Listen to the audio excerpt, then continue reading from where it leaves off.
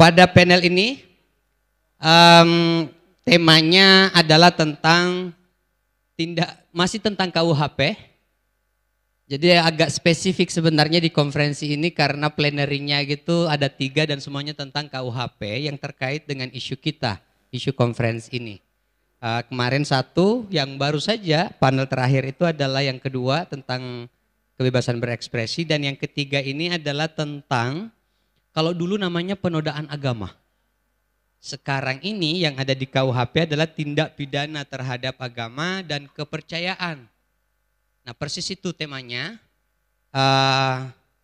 Dari pasal-pasal yang ada 6 pasal di KUHP terkait dengan tindak pidana agama dan kehidupan beragama. Pertanyaannya untuk panel ini adalah dengan pasal yang ada itu melindungi siapa? Itu yang akan kita bahas melihat pasal-pasal yang ada itu dengan menghadirkan 3 pembicara.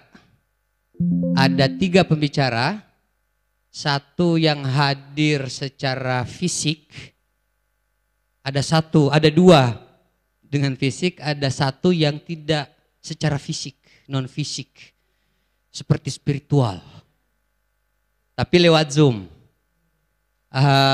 Pembicara kita itu yang pertama adalah Mas Uli Parulian Sihombing. Beliau adalah dari Komnas HAM. Dan yang kedua adalah Mbak Aspinawati dari Sekolah Tinggi Hukum Jentera.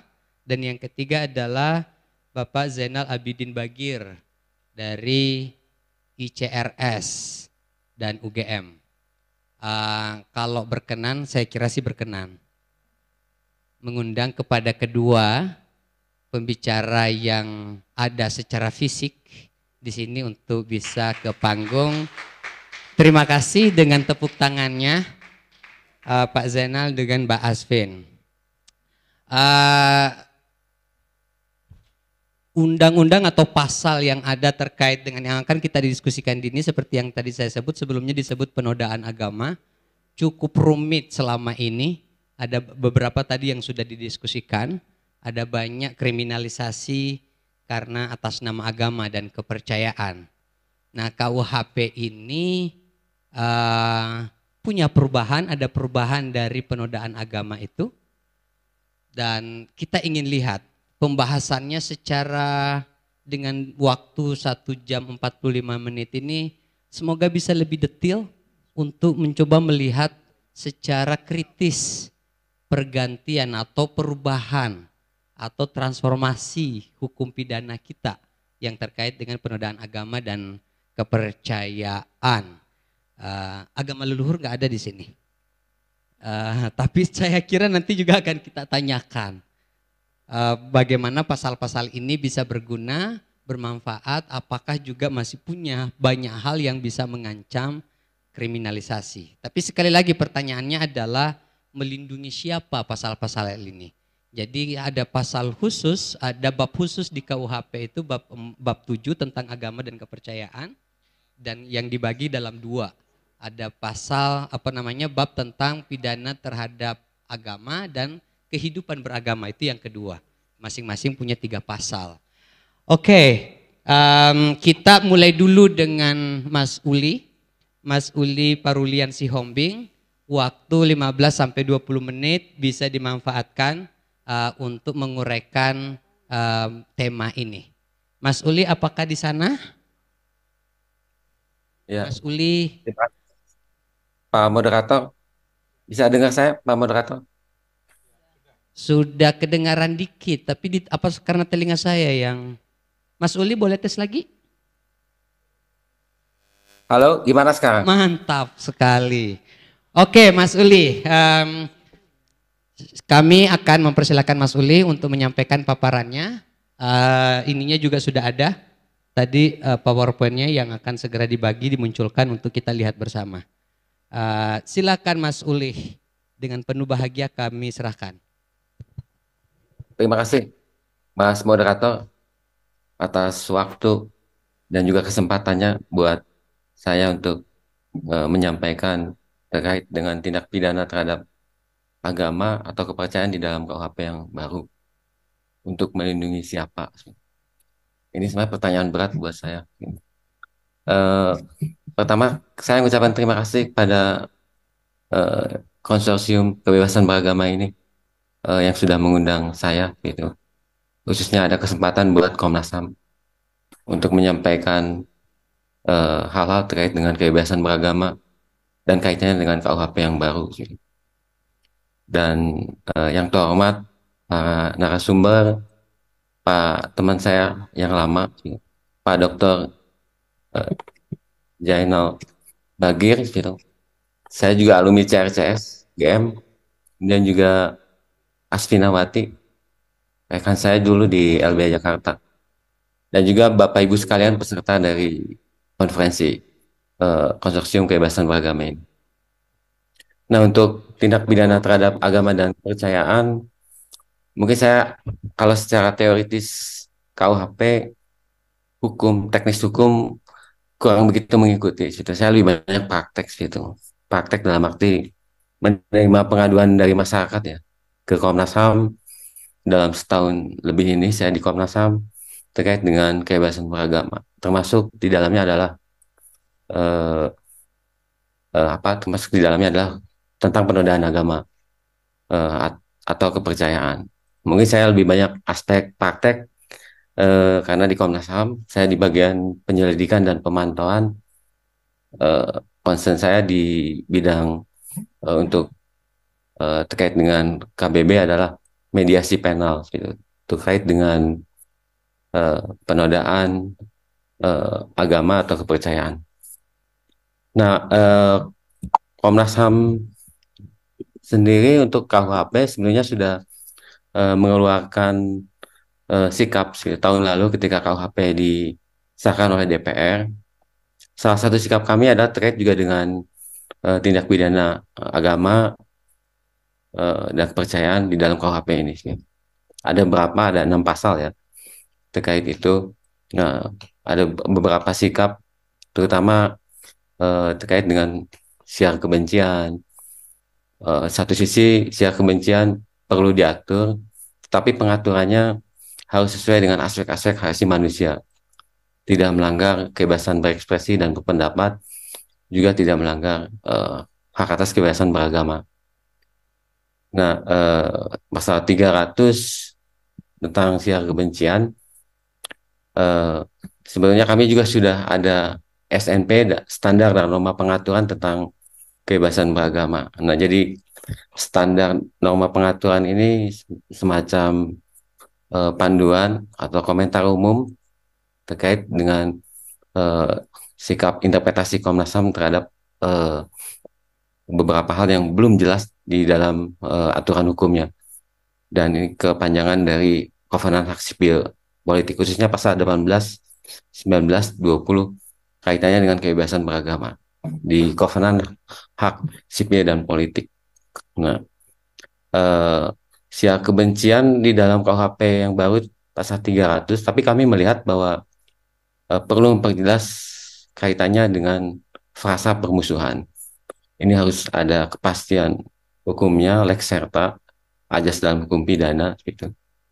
Karena tadi terkait dengan hak atas kepastian hukum dari setiap orang gitu. Nah, frasa permusuhan ini multitafsir gitu, dan perlu diperjelas. Mungkin harapan kami nanti ada pedoman pelaksana dari KUHP ini gitu. Nah, kemudian pasal 301 juga bagian dari siar kebencian ini, konsep kami terkait dengan mendengar suatu rekaman ya, menyiarkan pertunjukan, menempelkan tulisan atau gambar. Nah, di sini ada frasa juga mendengarkan suatu rekaman. Nah, mendengarkan suatu rekaman atas siar kebencian juga itu ada potensi gitu. Itu melanggar hak setiap orang untuk memperoleh informasi. Nah, yang pasal 302 di KUHP yang baru menghasut orang agar tidak beragama. Kemudian yang kedua, kekerasan atau ancaman kekerasan, memaksa orang untuk pindah agama atau kepercayaan. Nah, kemudian memang fokus dari semua KUHP yang ada di sini termasuk juga tindak pidana mungkin sudah dibahas ya sebelumnya. Di dalam KUHP yang baru, tindak pidana pencemaran nama baik, penodaan agama, siar kebencian, itu fokus ke perbuatan. Nah, jadi tadi eh, aspek yang ditekankan adalah perbuatannya, gitu. Kekerasan atau ancaman kekerasan, eh, atau menghasut. Nah, tidak masuk ke ranah forum internum, gitu. Ranah terkait dengan kepercayaan.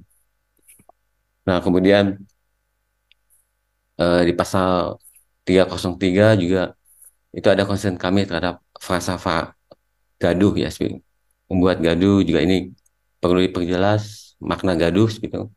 Kemudian penghinaan juga ini, kemudian juga menodai. Nah, ini menodai muncul gitu. Ada frasa di pasal 305 KUHP yang baru, menodai bangunan tempat ibadah ya gitu. Nah, dan lain-lain, termasuk juga benda eh, terkait dengan eh, ekspresi keagamaan. Nah, kemudian penodaan agama sendiri, eh, saya sudah lama juga nggak riset terkait dengan penodaan agama, terutama kasus-kasusnya. Tapi di Komnas HAM eh, ada beberapa yang terkait dengan penodaan agama, pengaduan masyarakat. Tentu terkait dengan agama yang non mainstream ya, baik terutama internal eh, di agama atau kepercayaan. Nah, dulu Undang-Undang PPA nomor 1 PNPS tahun 65 ini di pasal 4-nya menjadi pasal 156A KUHP. Nah, kemudian pasal 4-nya dihapuskan dengan pasal 22 ayat 1 huruf H di ketentuan peralihan KUHP yang baru, gitu. Dan KUHP yang baru ini berlaku 3 tahun ya, sejak 2022, gitu. Nah, kemudian pasal 305 itu tadi tentang penodaan ya, gitu. Mempersempit perbuatan penodaan ya, gitu. Tadi udah jelas gitu perbuatannya terhadap benda atau hal-hal lainnya terkait dengan tempat ibadah. Meskipun tadi perlu memperjelas tentang fasa penghinaan. Nah, eh, perlu juga merumuskan segera ya pedoman pelaksana dari KUHP ini. Nah, karena janji pemerintah kan sama DPR akan membuat ya semacam peraturan teknisnya tentang pedoman pelaksanaan. Nah, kemudian, nah pendekatan yang, nah ini saya lebih ke praktek ya segitu, lebih mungkin tataran teori kebebasan beragama, teori hukum pidana, dan segala macam teman-teman udah menguasai. Yang ada di sini lebih paham dibandingkan saya, gitu. Nah, saya lebih ke praktek, gitu. Jadi pendekatan Komnas HAM dalam kasus penodaan agama itu lebih ke pendekatan mediasi penal, gitu. Mediasi penal ini menekankan pada keadilan restoratif, ya, mendekatkan upaya pemulihan ya, antara korban dengan pelaku difasilitasi oleh aparat penegak hukum ya, dalam ini kepolisian, kejaksaan, kemudian juga pengadilan, untuk mencari solusi, untuk mencari upaya pemulihan. Jadi penekanan memang ke pemulihan, gitu. Pemulihan yang disepakati, gitu. Nah, di perkembangannya keadilan restoratif ini sudah lama sih. Di kepolisian juga sudah ada Perpol, gitu. Meskipun di situ tidak semua tindak pidana, gitu, bisa menggunakan pendekatan keadilan restoratif. Nah, itu. Tapi ada tindak pidana tertentu.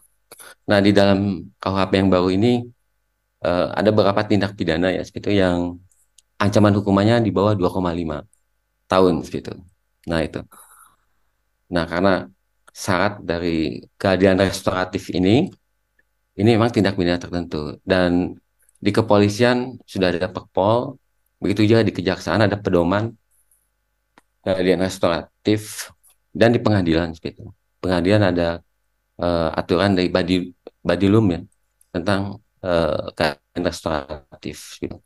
Jadi ada ruang baru sebenarnya, meskipun konsepnya lama. Ini konsep dari hukum adat yang ada di kita gitu, di Indonesia. Sebenarnya diambil sama sarjana-sarjana dari Barat gitu, dan memperkenalkan keadilan restoratif. Sebenarnya prinsip aslinya seperti itu dari beberapa penelitian yang saya baca memang dari hukum adat kita seperti itu. Nah, tapi sama Sarjana Barat diambil, kemudian lahir konsep keadilan restoratif. Nah, Komnas HAM ingin menggunakan konsep keadilan restoratif. Memang di Perpol Kepolisian tentang keadilan restoratif ini ada syaratnya, seperti itu. Ada syarat eh, material dan formil, seperti itu. Salah satu syarat yang material itu terkait dengan substansi tindak pidananya, gitu. Nah, salah satunya memang tadi eh, kejahatan, tidak semua kejahatan seperti saya sebutkan tadi, korupsi itu tidak masuk, gitu. Untuk di RJ-kan, kemudian juga terkait dengan eh, apa tindak pidana kekerasan terhadap perempuan dan tindak pidana lainnya, seperti itu. Yang terkait dengan asusila itu tidak bisa menggunakan pendekatan keadilan restoratif. Nah, tapi eh, Komnas HAM selalu menggunakan pendekatan mediasi penal lewat keadilan restoratif untuk eh, tindak pidana ketika penodaan agama ketika ada aduan ke masyarakat. Nah, itu tadi syarat materialnya itu tadi tindak pidana tertentu. Nah, juga ada syarat yang masih debatable sebenarnya. Masih kami perdebatkan dengan eh, diskusikan dengan pihak kepolisian itu terkait dengan tindak pidana yang tidak meresahkan masyarakat. Nah, dan juga tidak menimbulkan konflik sosial. Nah, jadi tindak pidana penodaan agama ini belum tentu gitu, apa meresahkan masyarakat, konflik sosial. Jadi harus lihat case per case eh, dan juga lihat fakta-faktanya. Nah, dalam setiap aduan terkait dengan penodaan agama, kami melakukan permintaan keterangan dan mencari fakta. Secara sendiri melakukan investigasi. Dari situ kami bisa ada beberapa temuan dan merekomendasikan, termasuk rekomendasi untuk melakukan pendekatan keadilan restoratif kepada pihak kepolisian. Dan kalau misalkan tidak bisa di kepolisian, selanjutnya ada di kejaksaan.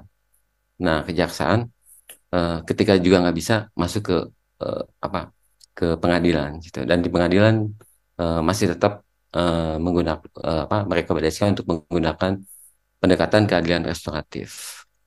Dalam beberapa kasus penodaan agama, tapi mungkin disclaimer dulu ya saya, karena eh, ada beberapa yang kasus yang sudah direkomendasikan untuk tindak pidana penodaan agama seperti kasus saksi Yehova gitu, di eh, wilayah timur Indonesia NTT.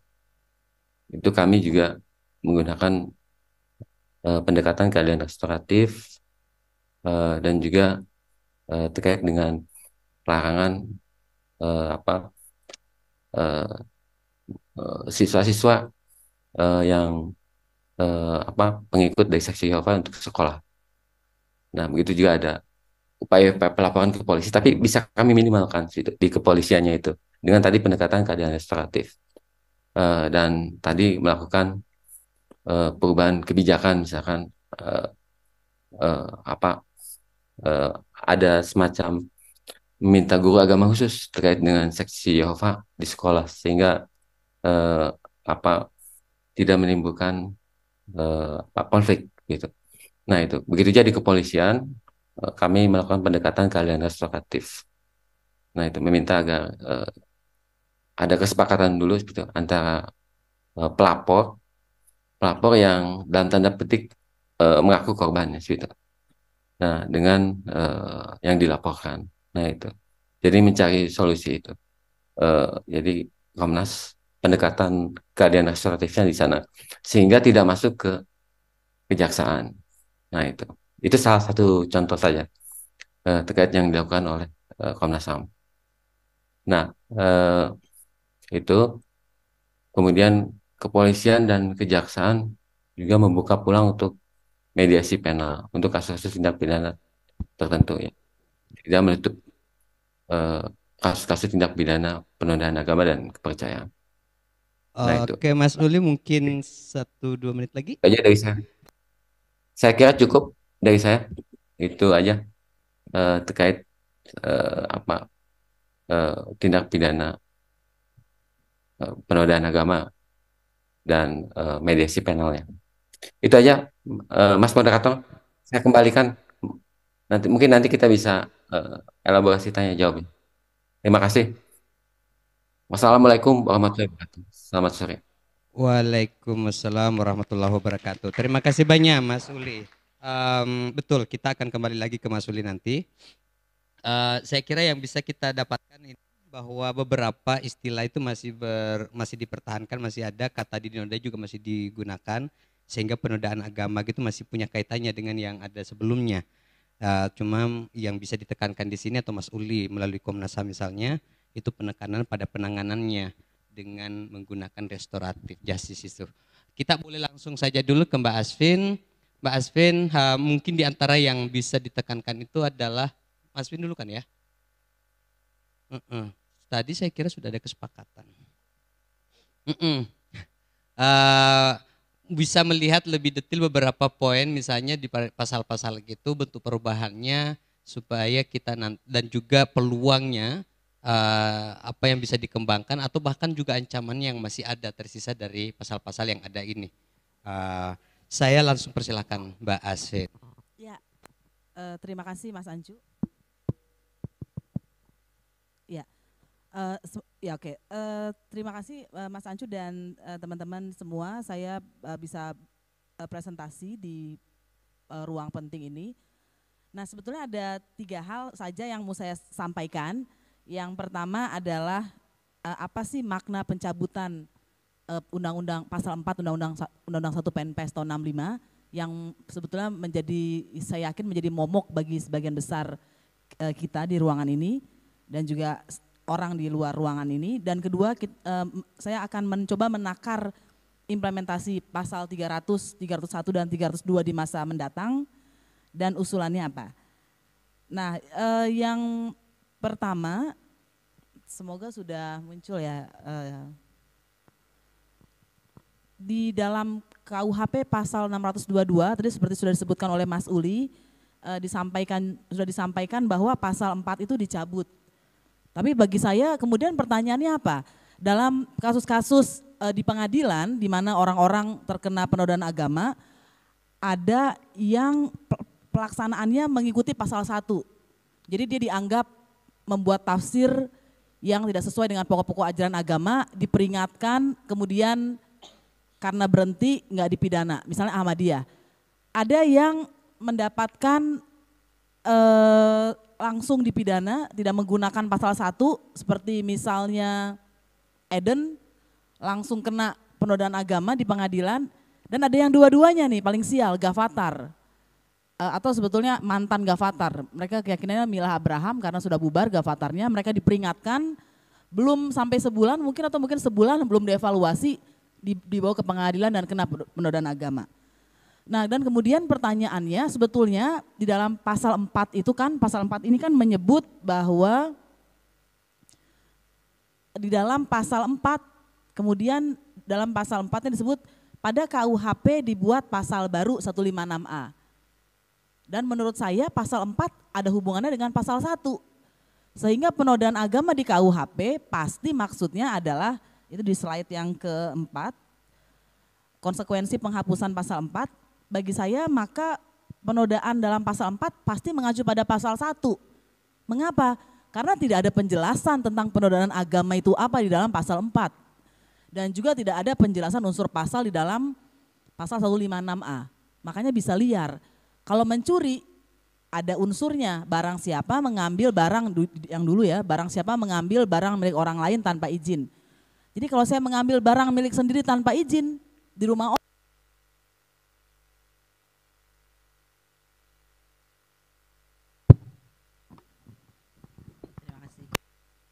dan kalau dia misalnya mengambil barang milik orang lain dengan izin, dia juga bukan pencurian. Tapi penodaan agama enggak ada unsur pasalnya. Karena itu dosen yang nulis, dosen yang ceramah, diprotes mahasiswanya, dilaporin, bisa kena penodaan agama dan sebagainya.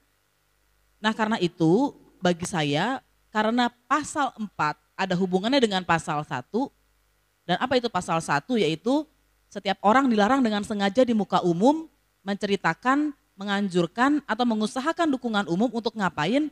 Melakukan penafsiran tentang agama atau kegiatan agama yang menyerupai kegiatan agama padahal menyimpang dari pokok-pokok ajaran agama. Sehingga bagi saya penghapusan pasal 4 artinya penafsiran yang menyimpang dari pokok-pokok ajaran agama, kalau kita berpendapat begitu, atau ada yang menganggap ini kegiatannya kok nggak sesuai dengan pokok-pokok agama atau nggak sesuai dengan mainstream, nggak sesuai dengan yang biasa, dia tidak bisa lagi kena KUHP baru. Kenapa? Karena pasal 4 sudah dihapus. Artinya juga pasal 300 KUHP dan pasal 302 ayat 1 KUHP pasti hal yang lain. Apa itu? Nanti ada Mas Zainal yang akan menjelaskan itu. Tapi yang pasti bagi saya KUHP baru ini berarti tidak ada lagi penafsiran yang bisa dipidana atau tidak ada lagi kegiatan keagamaan ketika dianggap menyimpang dari pokok-pokok ajaran agama bisa dipidana. Tidak ada lagi. Yang kedua, sekarang bagaimana sih kemungkinan pasal-pasal ini diterapkan? Di pasal 156 di slide kelima, sebetulnya saya sudah gara-gara pasal 158 tidak terlalu tertarik lagi membicarakan undang-undang ITE karena di dalam KUHP semua sudah ITE gitu. Dalam arti semua ruang publik yang digital bisa menyasar, bisa dikenakan terhadap semua tindak pidana di KUHP. Nah, karena itu kalau kita kaitkan pasal 300 dan 302 ayat 1 dengan tadi pasal 158 artinya apa? Artinya ruang tindak pidana untuk pasal 300 dan 302 juga termasuk media elektronik, dia menjadi luas. Arti yang kedua, cakupannya adalah tindak pidana yang karet bagi saya karena rasanya adalah menghasut. Apa sih menghasut gitu ya? Tidak ada penjelasan pasalnya, tapi di dalam penjelasan pasal 246 di dalam KUHP disebut menghasut adalah mendorong, mengajak, atau membakar semangat orang supaya berbuat sesuatu. Bayangkan mendorong. Jadi saya mendorong Mas Ancu untuk tidak makan siang. Gitu. Kalau makan siangnya, kalau tidak makan siang adalah tindak pidana, saya kena. Iya kan? Mengajak. Ayolah, kita menanam jagung. Jadi itu kan mengajak ya. Jadi ini sebetulnya agak sangat luas juga. Yang ketiga pasti ada bias. Karena di dalam 300, saya kok lupa ya, 302 ayat 1 ada hasutan untuk melakukan kekerasan terhadap, 300 ada hasutan untuk melakukan kekerasan terhadap agama. Kalau melakukan kekerasan kepada orang pasti berwujud ya Bapak dan Ibu ya. Melakukan kekerasan kepada barang, bisa meskipun dia nggak merasakan sakit tapi bisa itu merusakkan barang. Tapi melakukan kekerasan terhadap agama, ada Bapak Ibu yang bisa memikirkan apa itu? Contohnya apa kira-kira melakukan kekerasan terhadap agama? Nggak ada, kata Mas Ahmad nggak ada. Dan siapa yang akan menjadi pewaris sah agama? Agama saya sudah mendapatkan kekerasan. Kan agama nggak bisa jalan sendiri ke kantor polisi. Kalau ada kabur kita. Nah jadi ini susah sekali dibayangkan. Dan artinya sesuatu yang susah dibayangkan bisa dijadikan apa aja. Karena nggak ada batasannya. Kedua, hanya ada di dalam 3 ayat 1 ada hasutan agar orang tidak beragama atau berkepercayaan. Itu akan adil kalau ada hasutan yang sebaliknya, yaitu hasutan agar orang beragama atau berkepercayaan. Jadi nanti orang bisa ngelaporin tuh pemuka-pemuka agama yang menghasut agar orang beragama, asik juga, sayangnya nggak ada. Jadi nggak fair, kalau ada saya akan duluan itu coba-coba ngelapor gitu ya. Saya dihasut supaya beragama dari kecil.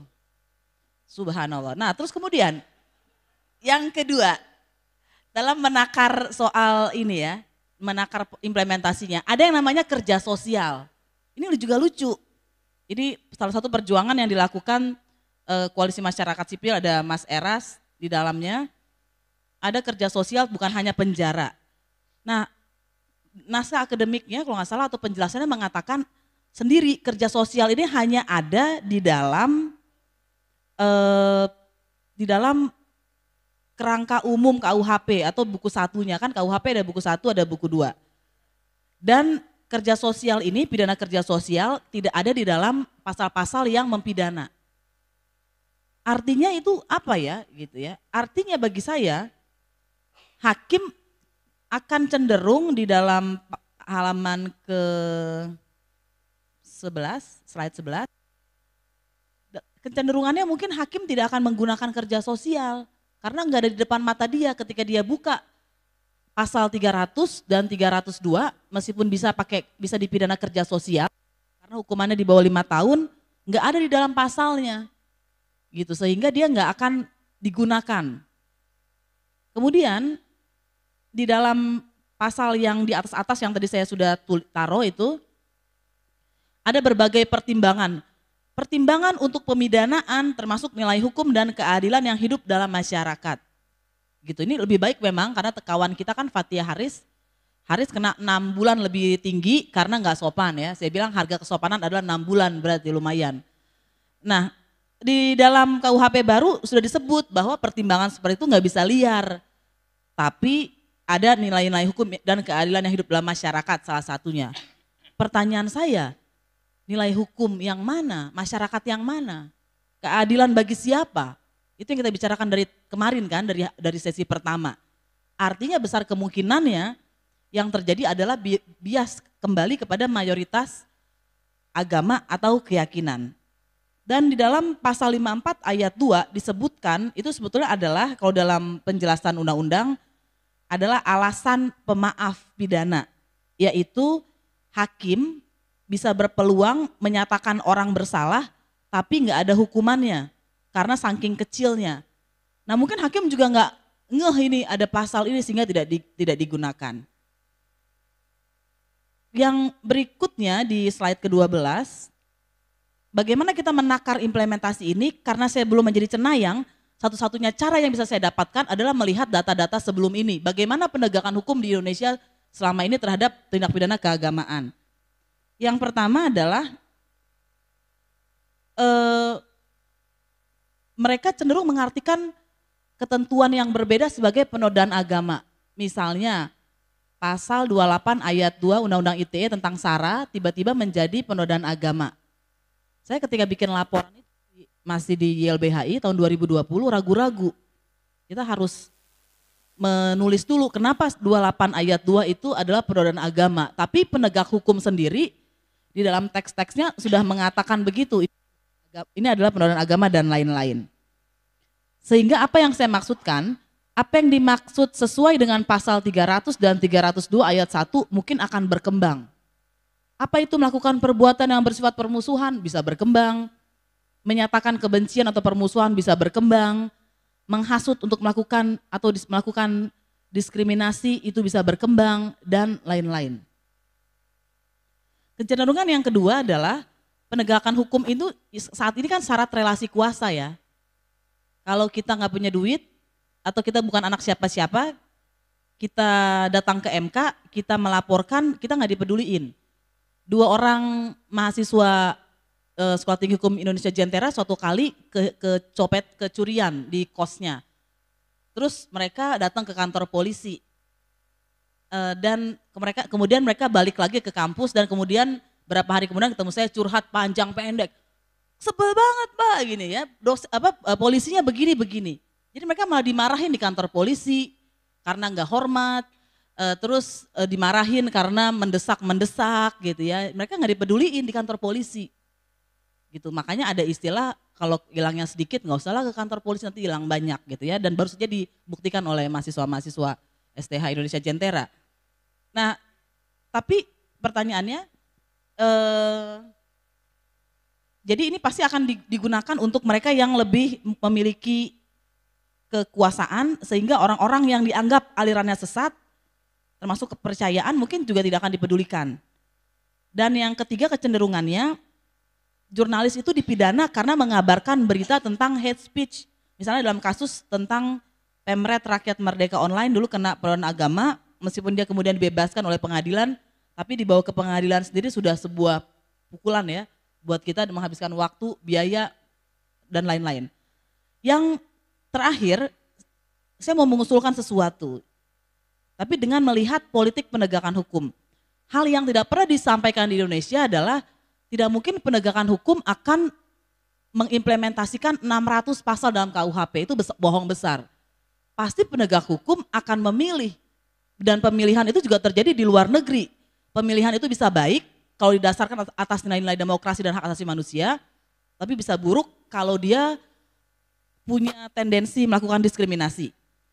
Nah, Komisi Amerika Serikat untuk Kebebasan Beragama Internasional, itu USCIRF, itu membuat laporan pada tahun 2020 ada 84 negara punya aturan penistaan agama, tapi 51% dari 84 negara tersebut tidak pernah melakukan penyidikan sama sekali.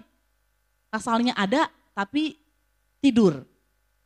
Dan itu adalah politik penegakan hukum dan malah baik. Nah, karena itu saya mau mengusulkan yang slide terakhir.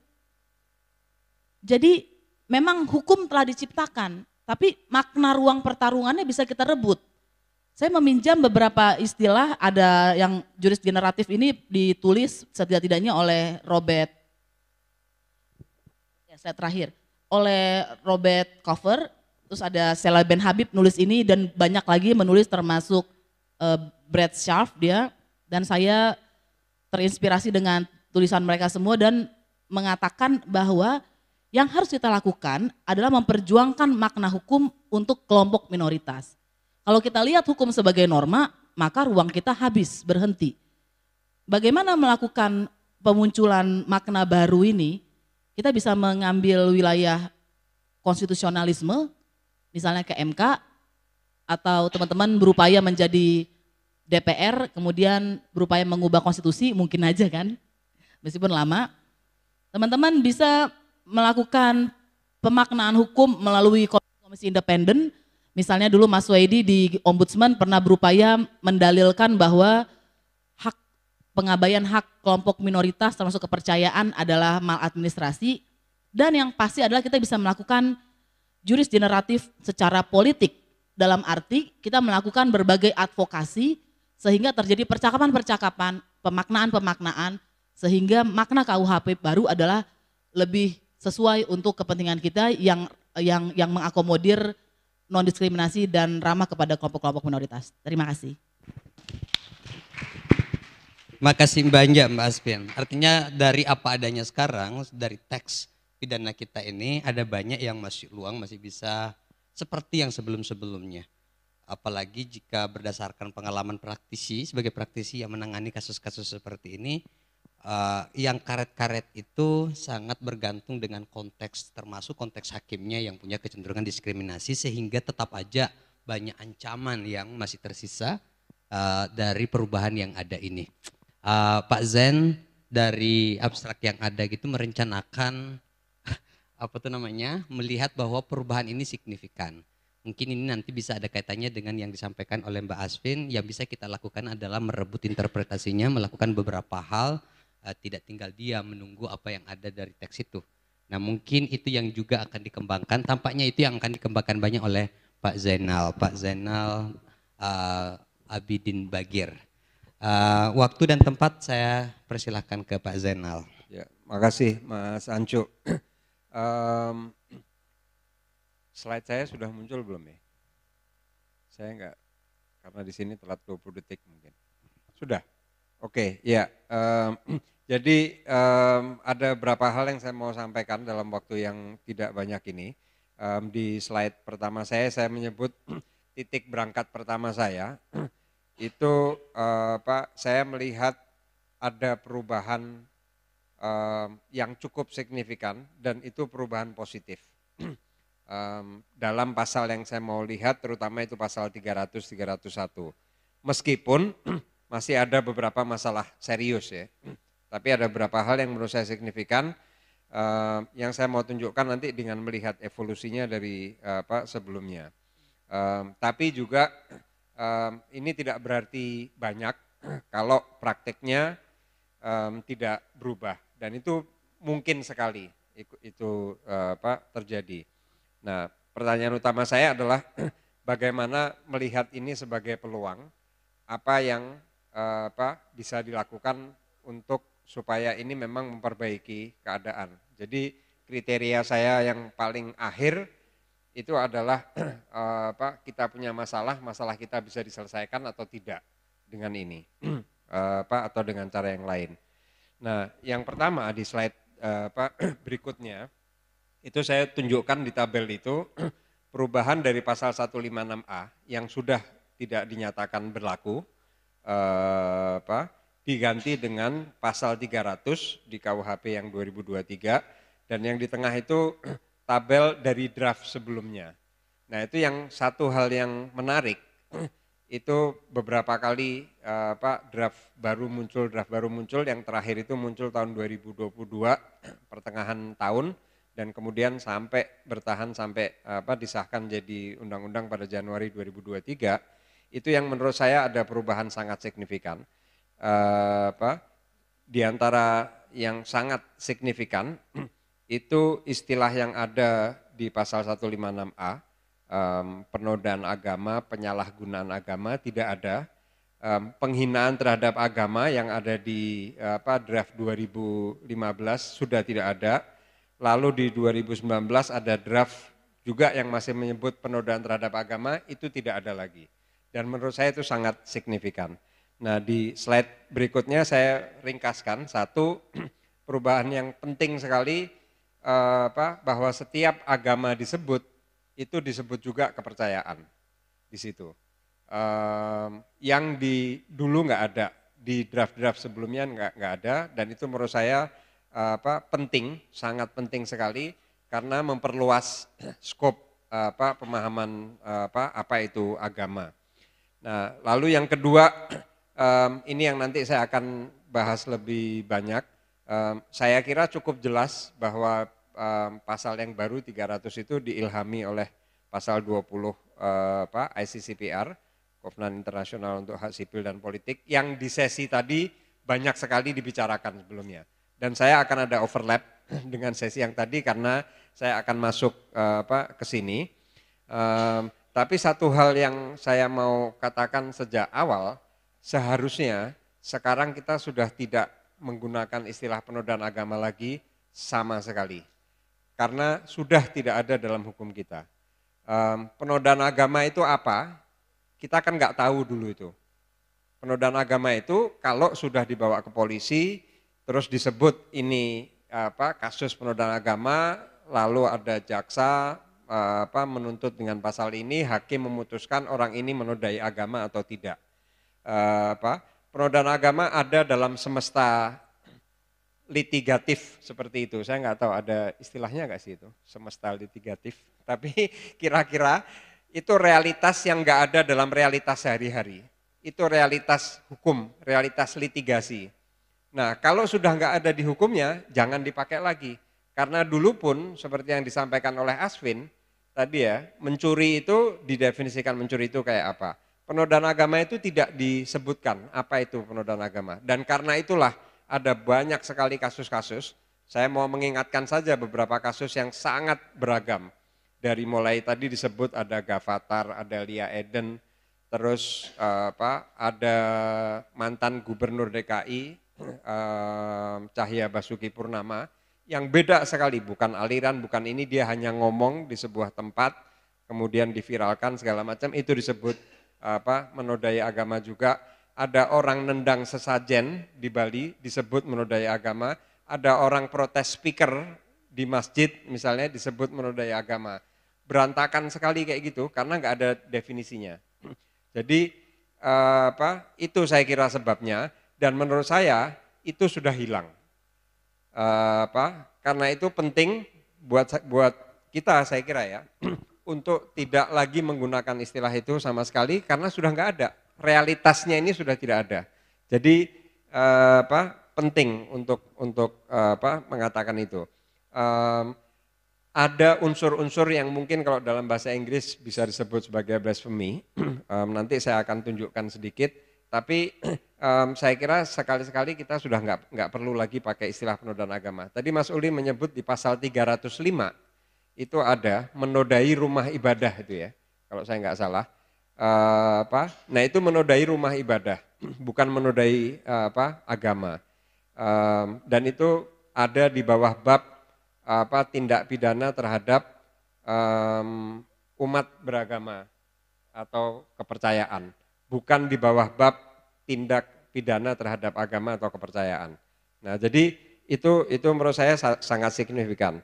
Nah, yang saya mau lihat sekarang tadi seperti yang saya sampaikan ya. Sebetulnya kalau lihat bahasanya ini jelas di slide berikutnya diilhami oleh pasal 20 ayat 2 di ICCPR. Bahasanya mirip istilah-istilah yang dipakai di situ, yaitu ada hasutan untuk melakukan diskriminasi, permusuhan atau kekerasan. Persis itu dipakai. Yang C itu jadi yang A perbuatan yang bersifat permusuhan, ini lebih luas ya. Lalu ada kebencian atau permusuhan, lalu C menghasut untuk melakukan permusuhan, kekerasan, diskriminasi. Ini 3 konsep yang semuanya ada dalam pasal 20 ayat 2 ICCPR itu. Terhadap siapa? Nah, terhadapnya ini yang ada problem, ada agama kepercayaan, itu sebetulnya agak membingungkan itu. Gimana orang bisa melakukan permusuhan, kekerasan atau diskriminasi? Tapi saya nggak mau bahas itu dulu. Tapi yang disebut di situ adalah orang lain, golongan dan sebagainya atas dasar agama atau kepercayaan. Nah, kalau di pasal 20 itu atas dasar kebangsaan, ras, agama. Nah, ini khusus soal agama yang di sini. Nah, kenapa saya jajarkan begini? Karena saya kira kuncinya kalau kita mau memahami ini, memberikan tafsiran yang lebih baik, kuncinya adalah merujukkan itu ke pasal 20 ayat 2 itu. Nah, di slide berikutnya, jadi kalau kita mau melakukan tafsir, maka satu, kalau ini dirujukkan ke tafsir terhadap pasal 20 ICCPR, ini bisa panjang sekali diskusinya. Tapi satu hal yang jelas bahwa pasal 20 itu bukan sekedar mengenai ujaran kebencian. Tadi di sesi sebelumnya dibahas ya. Tapi ini adalah hasutan untuk macam-macam gitu. Yang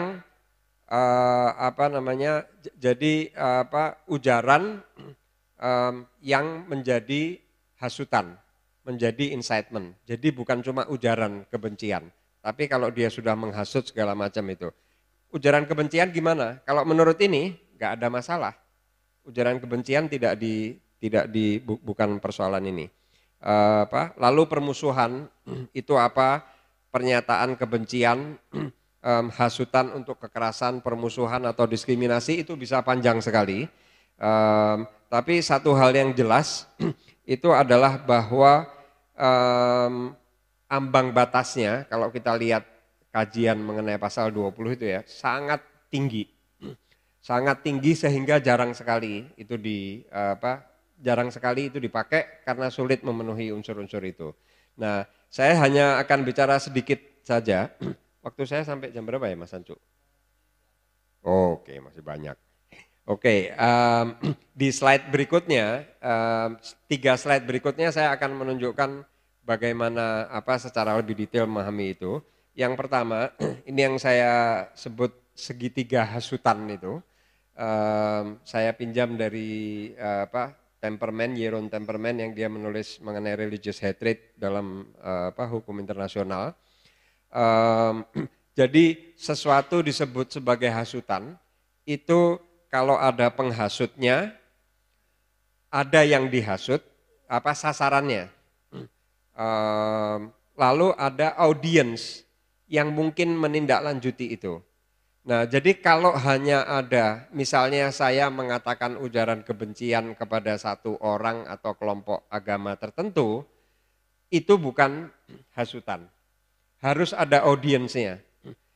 Penodaan agama biasanya itu hanya melibatkan 2 unsur. Saya melakukan ujaran sesuatu ujaran terhadap satu orang atau kelompok atas suatu dasar tertentu yang dalam hal ini mungkin agama. Itu cukup disebut sebagai ujaran kebencian atau kalau di kita dulu penodaan agama dan sebagainya. Nah, kalau kita pakai hasutan, maka ada satu unsur yaitu ada audience, bahwa dia mau memobilisasi atau mempengaruhi orang untuk misalnya melakukan kekerasan, permusuhan, diskriminasi dan sebagainya. Kalau nggak ada unsur itu, nggak jadi hasutan. Misalnya seperti itu. Karena itu tadi saya katakan ujaran kebencian itu tidak dilarang di sini. Dan penting nanti mengapa begitu? Karena ya mau mengurangi kriminalisasi itu. Nah, satu hal yang sangat penting kalau kita pahami dari segitiga hasutan, ini namanya agak mengerikan ya. Saya cari istilahnya susah, tapi kayaknya segitiga hasutan itu yang paling benar. Jadi harus ada 3 unsur itu. Itu satu hal yang penting bahwa untuk kasus seperti itu, dan menurut saya ini juga kena ke pasal 300, itu sebetulnya tidak perlu lagi otoritas keagamaan. Kalau penodaan agama dulu ada kasus, itu yang diundang kalau Islam ya MUI. Enggak selalu MUI nasional, bisa lokal sampai kabupaten segala macam. Pokoknya ahli agama.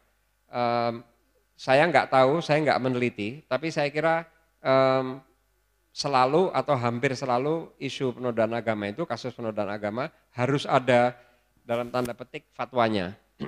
Harus ada orang ngomong otoritas keagamaan ngomong, oh iya ini penodaan agama. Sekali lagi itu merujuk pada tidak jelasnya apa itu penodaan agama. Polisi nggak berani ngomong ini penodaan apa enggak, harus ada orang itu. Nah, dalam pasal ini nggak perlu itu.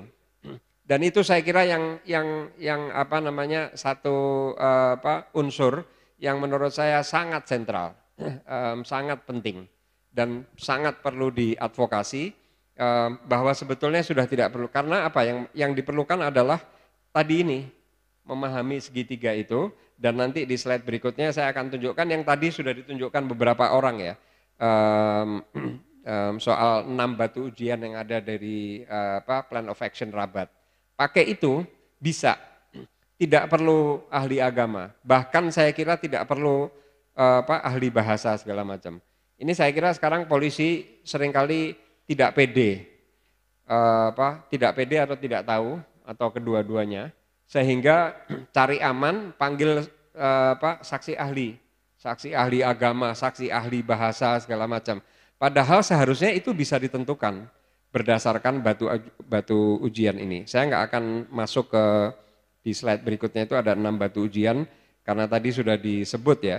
Tapi satu hal yang sangat penting sekali lagi, bahwa ini ambang batasnya ini tinggi, bukan sekedar ujaran kebencian, harus ada niat, sehingga kalau orang ceroboh atau lalai itu nggak masuk, itu ya kelalaian. Lalaian mungkin tidak perlu dikriminalisasi, orang lalai biasalah, orang lalai ada yang ini, atau orang keliru memberikan pertimbangan terhadap situasi, hal-hal seperti itu.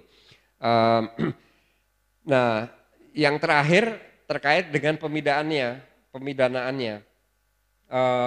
Di situ disebut di pasal 300 itu 3 tahun, dan ini lebih rendah daripada yang ada sekarang di pasal 156A, atau denda.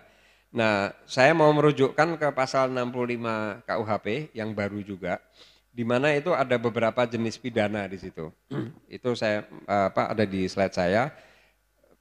Yang saya terus terang, saya bukan ahli hukum juga, saya harus ngomong, sehingga saya nggak paham semua ini. 1, 2 saya paham lah, ada pidana penjara saya paham, pidana tutupan saya nggak paham apa itu. Tapi ada pidana pengawasan, denda, kerja sosial, yang saya kira ini seharusnya yang perlu diprioritaskan. Mengapa? Karena tadi ya, kalau kita strict betul menggunakan kriteria-kriteria tadi, dengan asumsi kita mau sejalan dengan pasal 20 ayat 2 ICCPR itu, maka amat sangat jarang sekali ada kasus-kasus yang seperti itu, yang memenuhi itu semua. Jadi kalaupun keliru-keliru nanti disebut itu, baiknya pidananya bukan pidana penjara, tapi pidana kalau orang misalnya dia tidak toleran segala macam gitu, saya kira orang tidak toleran tempatnya bukan di penjara, tempatnya di sekolah. Dia harusnya sekolah atau dimasukkan kursus di CRCS atau ICRS supaya dia jadi toleran. Bukan di penjara. Nah itu mungkin pidana pengawasan segala macam itu yang bisa mewajibkan dia untuk belajar agama lain dan sebagainya. Kalau itu memang muncul dari intoleransi, dari ketidaktahuan ya, seperti itu. Nah, jadi prinsip utamanya tadi itu, dan ini kita bisa lihat dari sejarah drafting ICCPR juga. Satu hal yang saya mau tekankan sekali lagi bahwa ambang batasnya saya nggak bisa bahas panjang, tapi itu amat sangat tinggi, sehingga akan jarang itu. Mungkin ada pertanyaan, jika ambang batasnya itu demikian tinggi, sulit diterapkan, lalu pasal ini menjadi tidak berguna untuk mengatasi ujaran-ujaran kebencian yang berpotensi merusak toleransi, kerukunan, dan diskriminatif. Tadi Mas Iqbal berharap sebetulnya ada pasal yang itu ya, yang mengarah ke situ. Nah, jawaban saya satu, bahwa memang pasal yang seperti ini khususnya yang pasal 20 itu asalnya itu untuk mengatasi extreme speech yang kasus Rwanda tadi. Tapi kasus-kasus yang banyak di tempat kita itu intoleransi segala macam gitu, entah terhadap etnis tertentu atau agama tertentu. Kalau itu tidak se ekstrim seperti yang kita lihat di beberapa tempat lain itu, seharusnya tidak dipidana. Tidak berarti dibiarkan, tapi ada cara-cara lain untuk mengatasi itu. Tidak harus selalu dengan pidana. Ada banyak cara lain, ada strategi lain, advokasi ataupun kebijakan yang yang seharusnya lebih lebih produktif untuk mengatasi isu-isu itu. Dengan asumsi tadi ya, kalau yang kita inginkan itu adalah masyarakat yang rukun misalnya, atau masyarakat yang ada setara, tidak ada diskriminasi dan sebagainya, maka ya kita nggak pakai pasal ini. Pasal ini hanya untuk kasus-kasus yang ekstrim tadi itu. Demikian Mas Anju, makasih. Terima kasih banyak Pak Zen. Bisa dilihat peluang itu untuk kita pakai, untuk kita rebut tafsirnya, untuk bisa di beberapa konsep-konsep yang tadi Mbak Asmin misalnya juga sebutkan, yang tidak jelas bisa karet, itu penting diadvokasi agar kemudian makin menjadi jelas. Ya mungkin itu yang dibayangkan bisa dilakukan sampai sebelum berlaku ya, ada penjelasan itu semua, ambang batasnya ditegaskan, jumlahnya sehingga sulit dipakai, tidak perlu dipakai.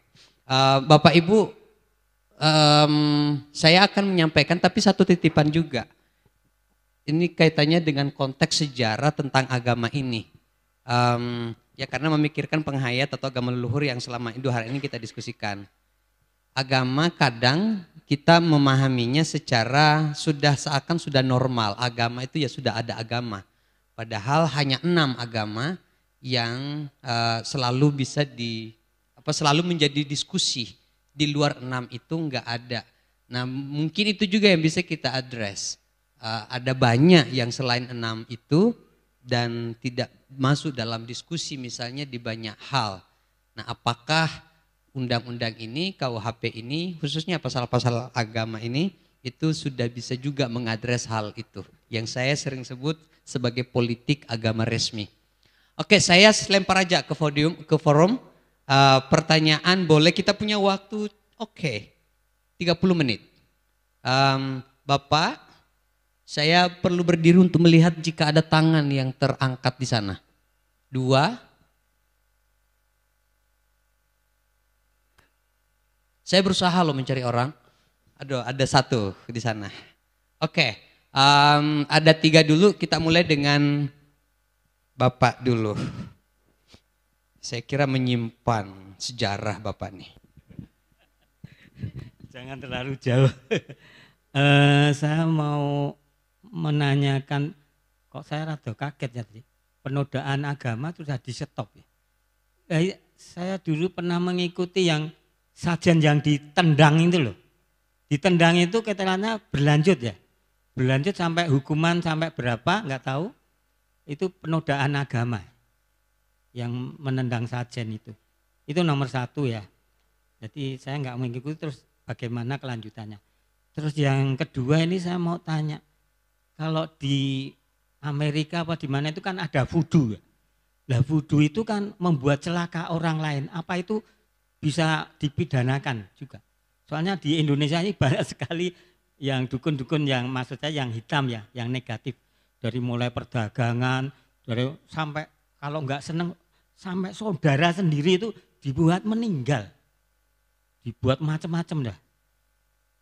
Itu dua saja saya, pertanyaan saya. Makasih. Yang terakhir itu tadi baru teman sampaikan, katanya ada viral ayam yang mati dikuburkan, di situ ada nama seseorang dengan tusuk jarum, itu kayak santet kayak gitu ya. Itu maksudnya kayak voodoo gitu Pak ya. Itu kena penodaan enggak?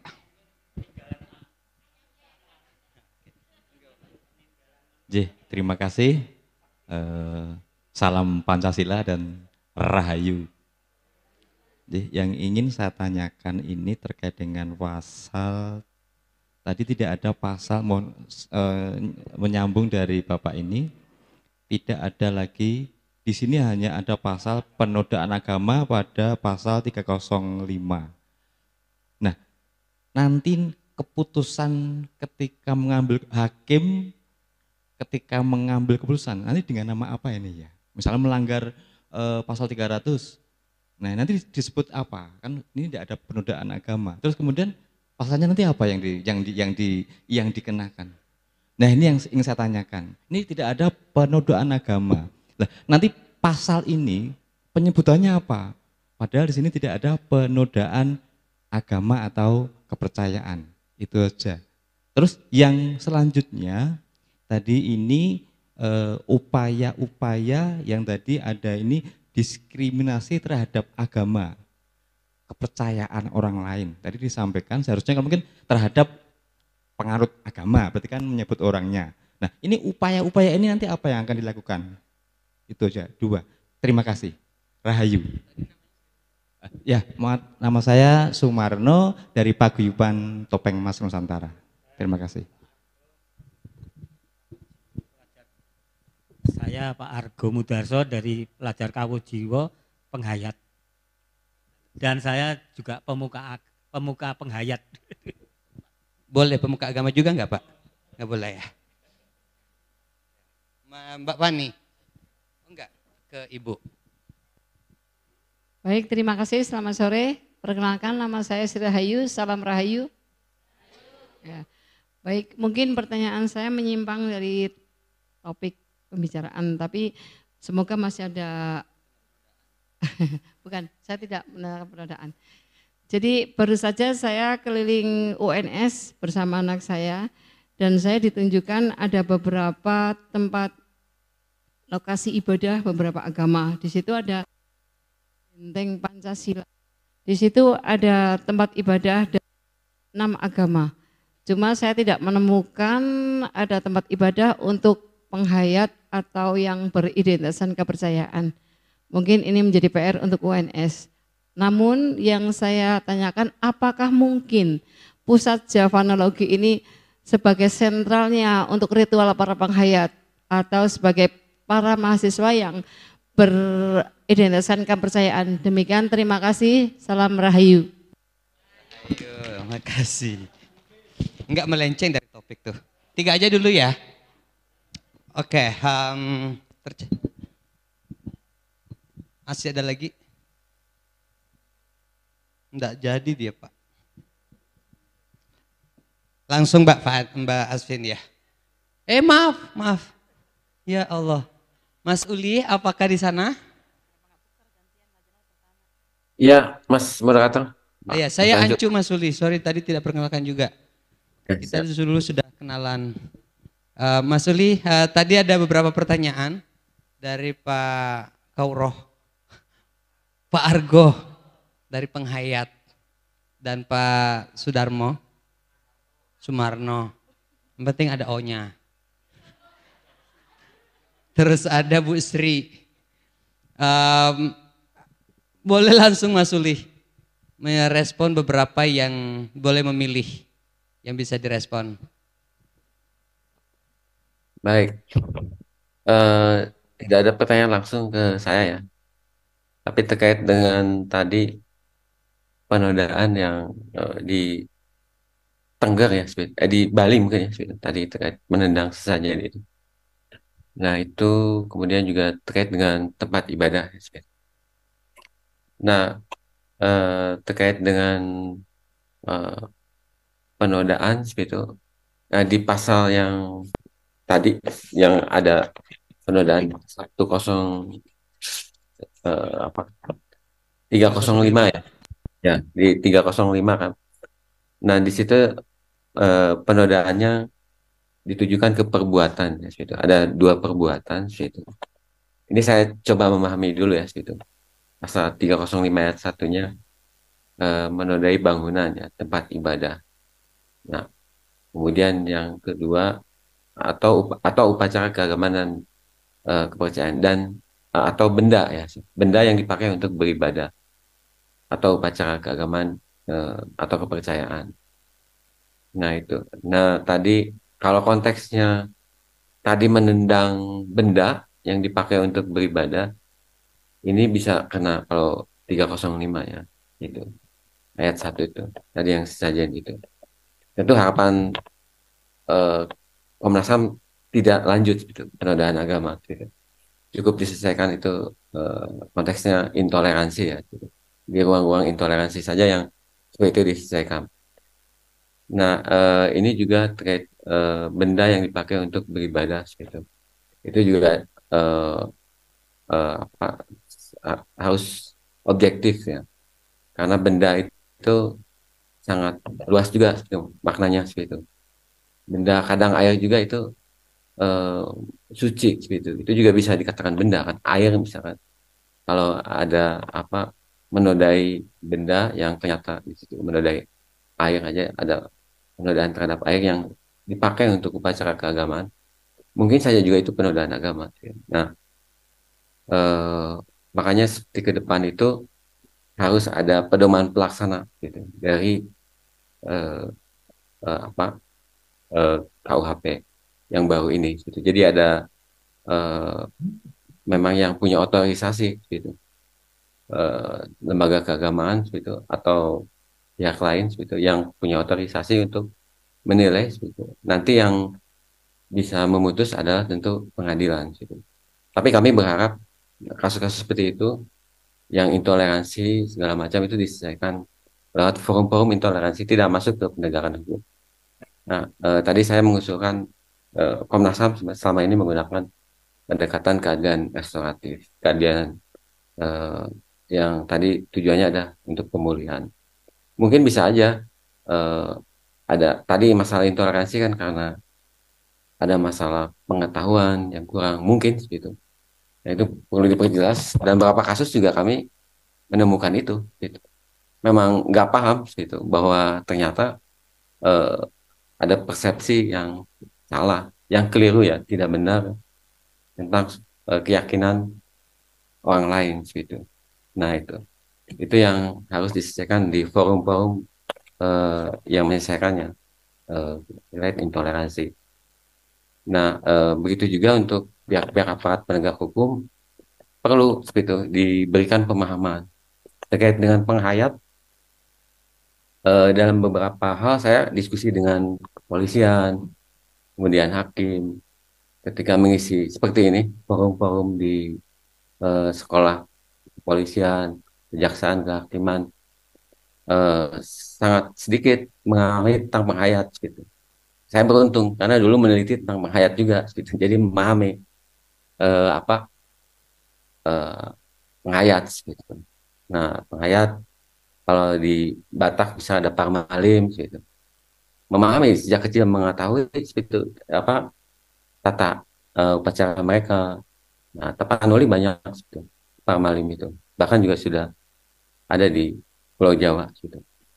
Nah, jadi ada kebutuhan terkait tempat ibadah, pendidikan, segala macam.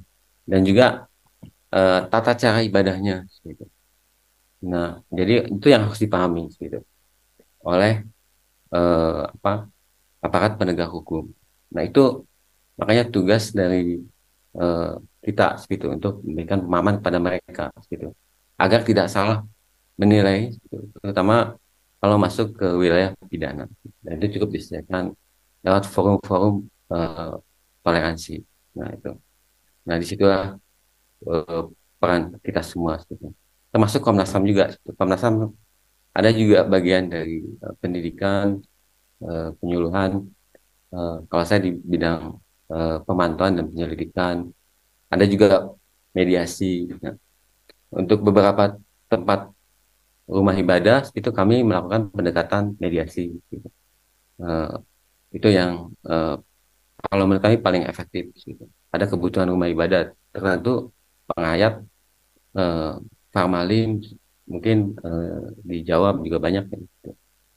Sabto Darmo dan segala macam, dan juga di Solo terutama, dan juga di Kalimantan ada Kaharingan dan segala macam. Nah, itu yang perlu diberikan pemahaman ke aparat penegak hukum.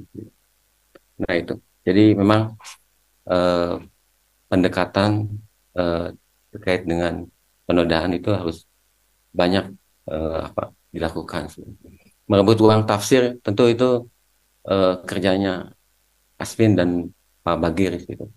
Pak Jena Bagir. Kalau saya tadi mencoba tidak masuk ke ranah pidana lewat keadilan restoratif, tentu dengan rekomendasi Komnas HAM dan melakukan mediasi.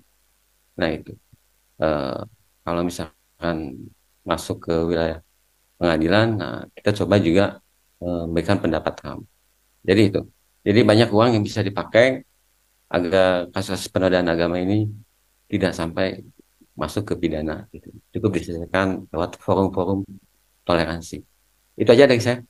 Makasih Responnya. banyak Mas Sulil. Tepuk tangan dulu. Jadi kasus kayak gitu bisa ditangani tapi tidak harus dengan penjara. Bisa diskusi, diajak, siapa tahu dengan minum kopi itu bisa selesai urusannya misalnya. Itu yang paling sederhana. Tapi restoratif justice ceritanya adalah alternatif dari pemenjaraan gitu Bapak. Kalau dari Komnas HAM. Oke Mbak Asvin.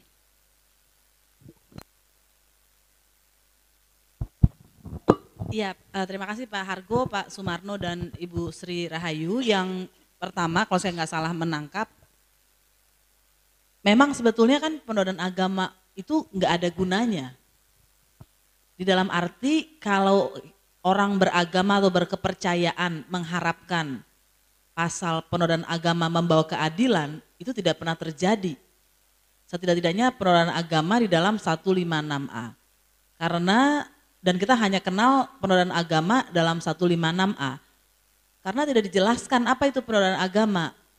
Karena itu dalam laporan YLBHI tahun 2020, setidak-tidaknya ada 8 tindakan kalau saya nggak salah ingat yang bisa dikategori ke dalam penodaan agama. Jadi bisa apa saja, kan ngeri. Gitu kan, itu seperti misalnya memukul orang itu namanya mencuri, kan nggak mungkin.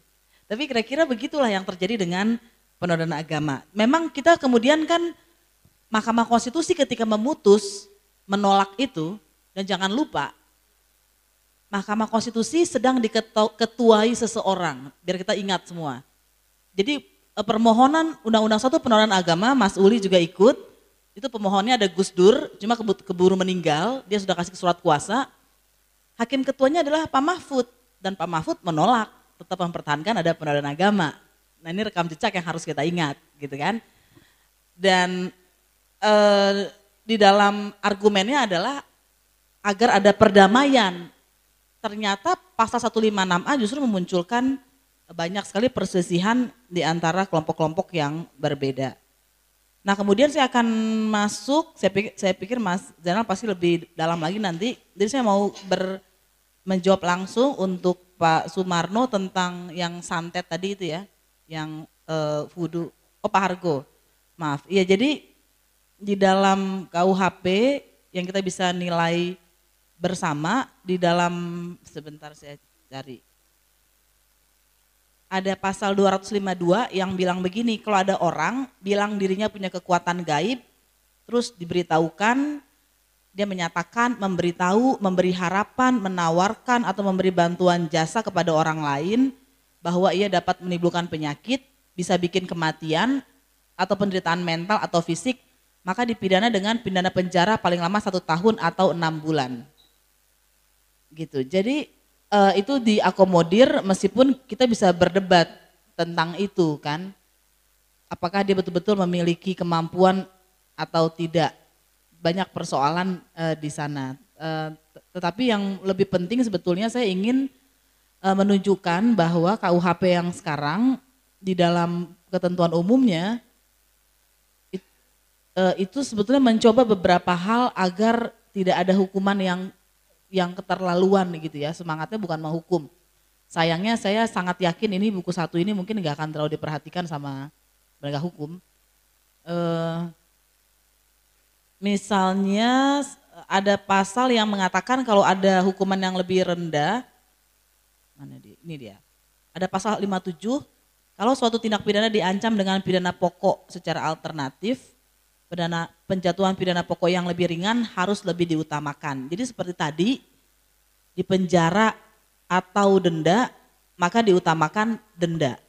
Tapi kalau pasalnya pidana pokoknya cuma 1, cuma penjara, ya nggak ada peluang. Artinya lagi-lagi aturan ini bisa tidak berarti apapun buat kita. Nah, yang terakhir mengenai Ibu Sri Rahayu. Jadi memang itu dilema di Indonesia Bu ya.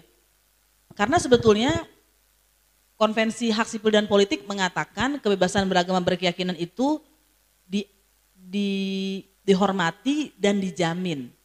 Tentu saja kalau kita lihat buah mangga yang ranum di tetangga kita, ketika kita menghormati paling kita hanya bisa meneguk ludah ya. Enggak kita colok-colok, enggak kita ambil, itu kan menghormati.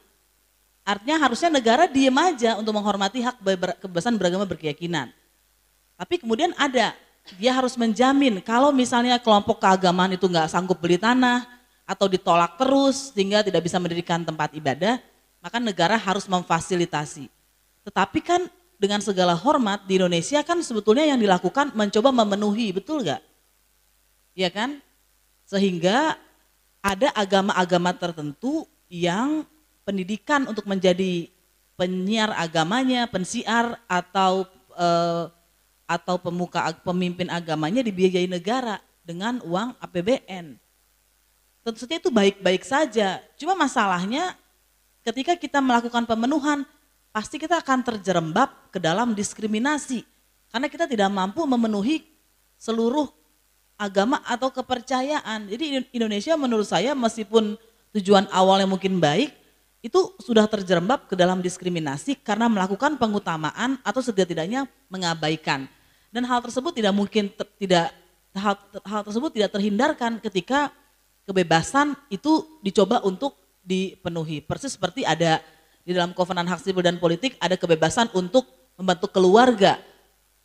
Kalau negara mencoba memenuhi hak berkeluarga, maka yang terjadi pelanggaran. Dia akan melakukan pendataan siapa yang belum berkeluarga.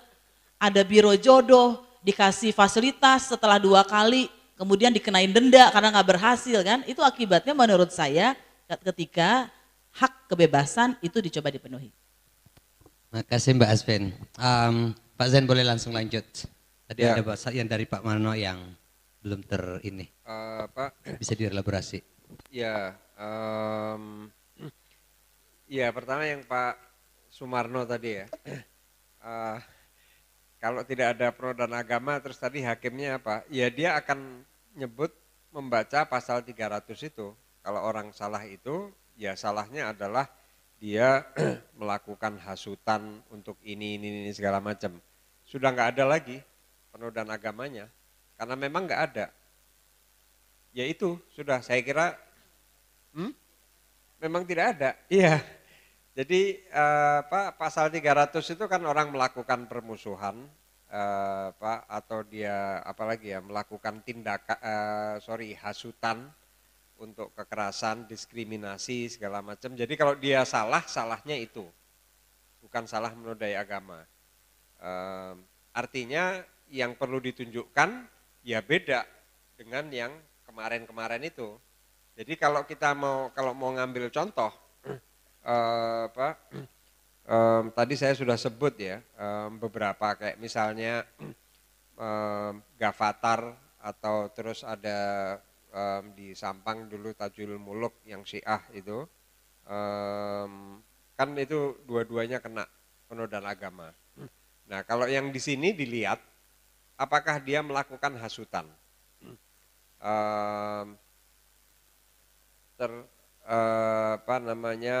hasutan untuk kekerasan, diskriminasi dan sebagainya tadi itu.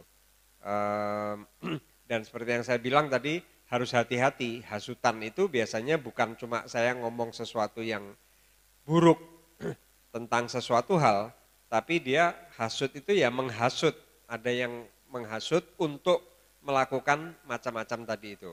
Kalau lebih jauh lagi bahkan karena ambang batasnya yang tinggi, itu biasanya hanya kasus-kasus ekstrim.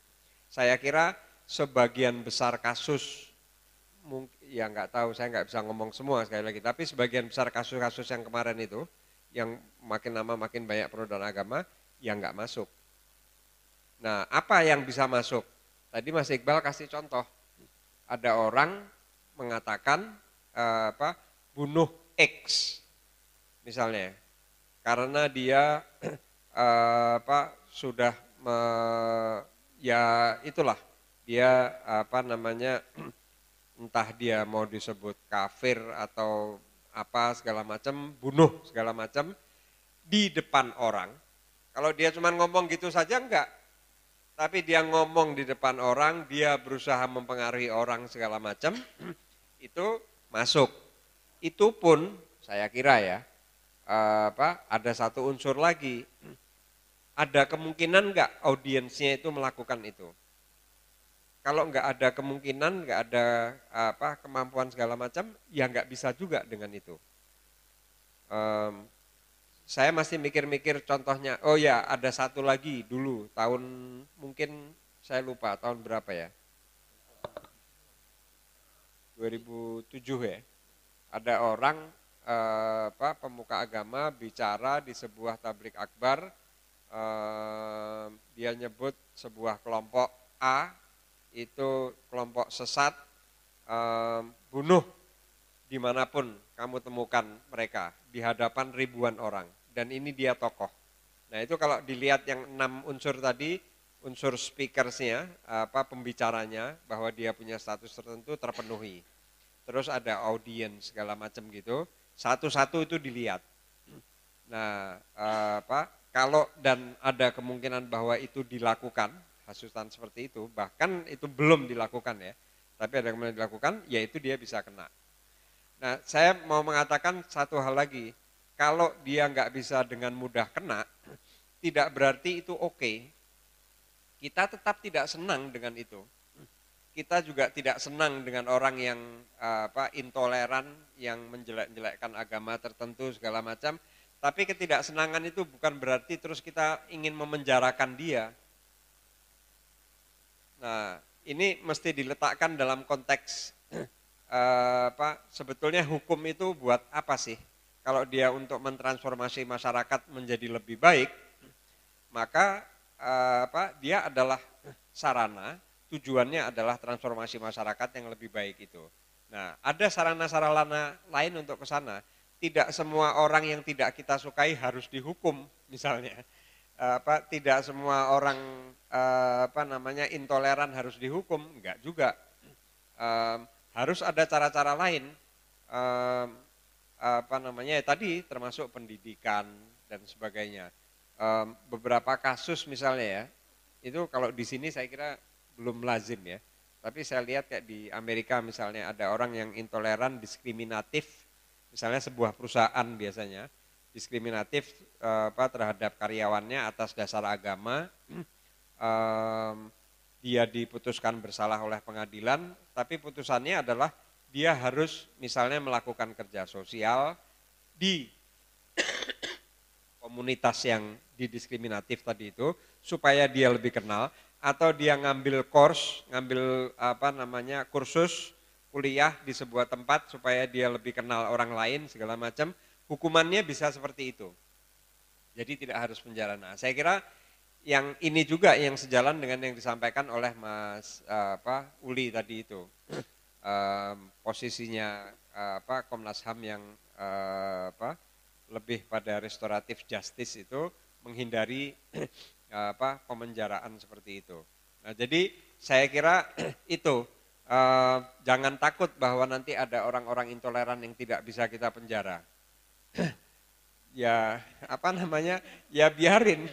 Maksud saya di mana-mana ya ada orang intoleran. Tempatnya bukan di penjara, tapi tempatnya ya tadi itu di kursus-kursus multikulturalisme dan sebagainya. Seperti itu. Saya kira itu ya. Nah, yang tadi yang pasal 305 itu yang agak tricky itu memang. Ya contoh tadi misalnya nendang sesajen, lalu larung segala macam. Ya kalau dalam pemahaman saya itu enggak ya. Mestinya enggak. Tidak dikriminalkan, bukan berarti tidak keliru. Ini saya nggak ngomong gitu ya. Apalagi kalau kasus yang di Bali itu dulu misalnya 2 orang Kristen nendang sesajen di depan rumah temannya. Jadi dia sebetulnya bukan cuma nendang sesajen, nendang karena nggak suka dengan Hindu segala macam, tapi ada problem sama temennya. Kenal nih, kenal. Nah, sebetulnya itu kan bisa diselesaikan, tidak dengan dibawa ke pengadilan, manggil pemuka agama segala macam. Oh ya betul, ini adalah penodaan agama, masuk penjara. Dalam kenyataannya yang di Bali itu masuk penjara. Tapi apakah itu menyelesaikan masalah? Enggak, saya kira. Belum tentu begitu. Nah, jadi saya kira perlu melihat konteks yang lebih luas dan balik lagi sebetulnya kita mau apa sih? Tujuan kita dalam kehidupan beragama di Indonesia ini apa? Kalau tujuannya mau kerukunan, saya bukan ngomong kebebasan nih, kerukunan, maka pidana bukan jalan yang terbaik dan sebisa-bisanya saya kira dihindari. Begitu Mas Anco. Makasih banyak. Oke, pas jam 5 sekarang. Kenapa kita diskusikan KUHP ini? Karena ini ntar lagi 2 tahun lagi akan berjalan, akan menjadi bagian dari kehidupan kita dalam berbangsa dan bernegara, dalam berhukum. Isunya masih ada kemajuan, ada perkembangan khususnya dalam hal pengelolaan agama, tapi dari sisi teksnya, konsepnya masih banyak yang perlu diadvokasi. Konteks politik juga, atau bahkan kalau kita kaitkan dengan hukum-hukum yang lain atau undang-undang yang lain, masih banyak yang juga perlu kita lihat. Mbak Aspin tadi baru saja menunjukkan ke saya Cipta Kerja misalnya, yang juga berlaku di situ, masih ada pasal yang mengontrol, mengawasi kepercayaan. Di sini ada perlindungan, di sana ada pengawasan. Itu diantara kompleksitas KUHP tidak berdiri sendiri sebagai bagian dari berbangsa kita masih banyak. Tapi mengingat yang tadi disampaikan juga oleh Mas Eras, kita warga negara atau sebagai semua komponen bangsa harus memikirkan dan berbuat apa yang bisa kita lakukan untuk tetap melihat bahwa kita bisa maju dengan segala tantangannya. Saya dari sini waktunya sudah ini mungkin meminta aja dulu closing remark. Pertama kepada Mas Uli. Boleh Mas Uli ya, closing remark. Untuk penutup, itu untuk kasus penodaan agama dan juga tindak pidana terhadap keagamaan atau kepercayaan itu diselesaikan lewat tadi forum-forum toleransi. Kecuali memang untuk ujaran kebencian, dan KUHP ini juga yang baru seperti itu membutuhkan pedoman pelaksanaan sehingga tidak ada tafsiran gitu. Harus ada kejelasan tadi terhadap frasa yang belum jelas gitu, seperti permusuhan, penghinaan dan segala macam. Sehingga tidak ada kriminalisasi yang mengakibatkan tadi adanya pembatasan terhadap kebebasan, terutama hak untuk berekspresi, berpendapat, dan hak atas kebebasan beragama. Itu aja dari saya. Sekali lagi mengucapkan Kasih terima kasih. banyak Mohon Mas maaf Ule. kalau ada kekurangan saya di Komnas HAM karena kami juga masih harus banyak belajar dari Bapak Ibu sekalian. Terima kasih. Makasih banyak. Mbak Aspen.